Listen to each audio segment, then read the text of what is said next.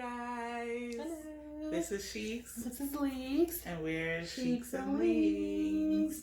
So today we are doing Mashup Monday. Mash it up. So we're going to be talking about COVID-19, coronavirus part 2, because I know we've uploaded a video about this before. But basically things have progressed now, and it's interesting because Leeks is a non-essential worker. She works as the ECE, and so she's been home since day one of before even lockdown. And me, I work at a retail essential spot where we have like plumbing, heating, cooling, so we have to stay open even though I work in the back and work in like the admin area, but still gotta be there every day. So we're just gonna talk about how it feels to be essential and non-essential in today's age, pandemic and day. So I guess I'm starting. Yeah, so tell us about your experience, Leeks, of day one of lockdown. So basically, this is literally like day 29. I've been in the house. I do take the necessary precautions if I do need to leave the house, and it's literally I try not to leave the house for more than an hour because I have to stand in a line to get groceries and stuff like that. But I'm basically in the house Monday to Friday. It's different because my job is so like I have children in my ear all day, every day. I work with the older age group. Well, I work with all age groups. It's hard to explain. But I work with all age groups. She works with a whole bunch of kids. Yeah, but the main portion of my day is with the older kids. So when I'm with them, oh, Miss Leeks, all over. Like I'm everywhere. So to have that rush all the time, all day, to doing absolutely nothing, it's crazy. On a day-to-day basis, I find things to do. I'm an artsy person, so I try to do like crafts, DIYs and stuff like that. I like cleaning, so I've cleaned this house from top to bottom. She has a cleaning problem. Like top to bottom, disinfecting, cleaning, rearranging, changing things around.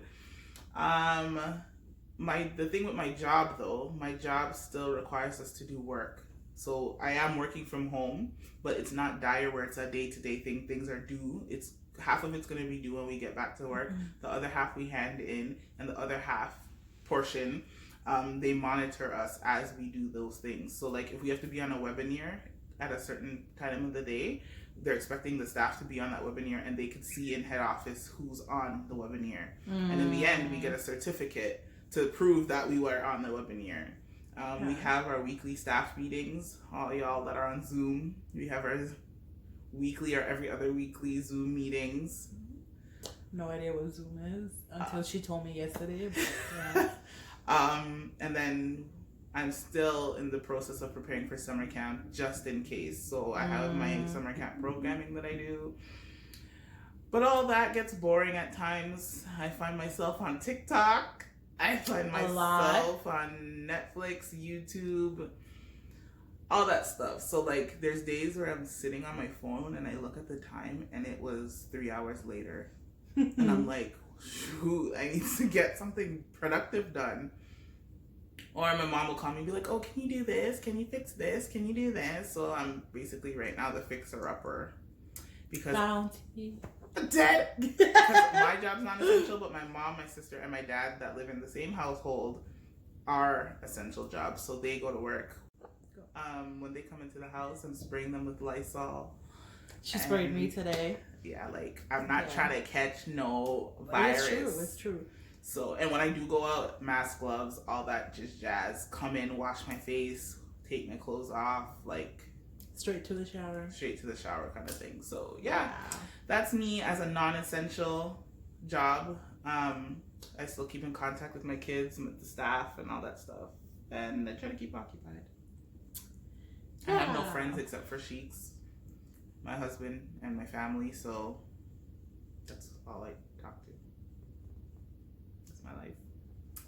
Me, total opposite. Like, I feel like my routine hasn't really changed aside from my hours and like because like I work at my retail job, then I work at another retail job, then I do my profession from home, which is graphic designing.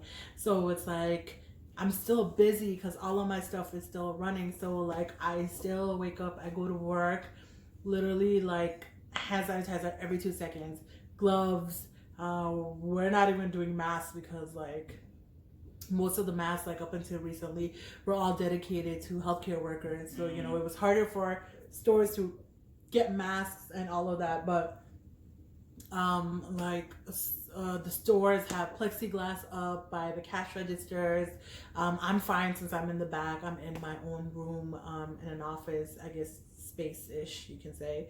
But it's hectic. You know, like customers were coming into the stores just to shop or just to look around. Like we would be like, oh, like, are you looking for something? And they're like, oh, we're bored, with my 2-month-old in a freaking stroller. And like elders were coming in like, oh, I just came in because like I was bored at home and I don't want you guys were the only ones open. And I'm like, are you kidding me? Like I would love to be home, but I have to be here in case your toilet breaks down, your water heater breaks down, like in case you need something to fix up in your house because you need it to live and you're bored and you want to just walk around. Like, no, go the F home. So now, as of last week, since everything's been closed, it's a lot better, but people are still not in panic mode. Like, I wouldn't say you need to be in panic mode, but you need to be distancing yourself, you know? It's not even a matter of panic mode.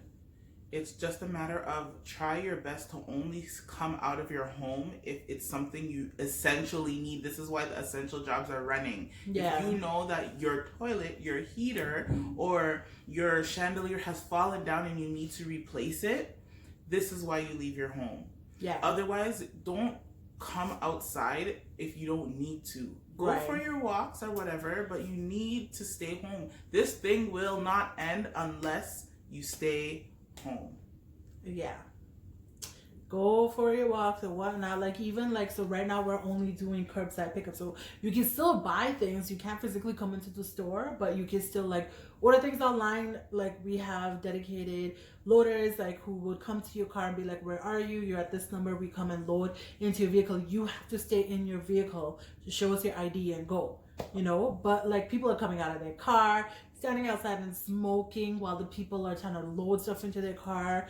And it's like, no fam, like stay in your car. Like we don't need your help. We have multiple people working so you don't have to come out because we don't want that interaction with you. And you want to be like, it's not about you saying, oh, I don't have it, but you may not have it, but what if you're a carrier? Exactly. You and know? It's airborne. You don't know your character. You may not have symptoms, but someone else will react differently to how you are reacting to it. I know other YouTube channels, some of them are like getting shut down for talking about it, but we're not talking about the facts of COVID. We're just talking about precautions of COVID. Okay, just putting that out there. Yeah, but things like, that are out there already, government spoken. You know, like practice that. Don't make up your own rules, of course.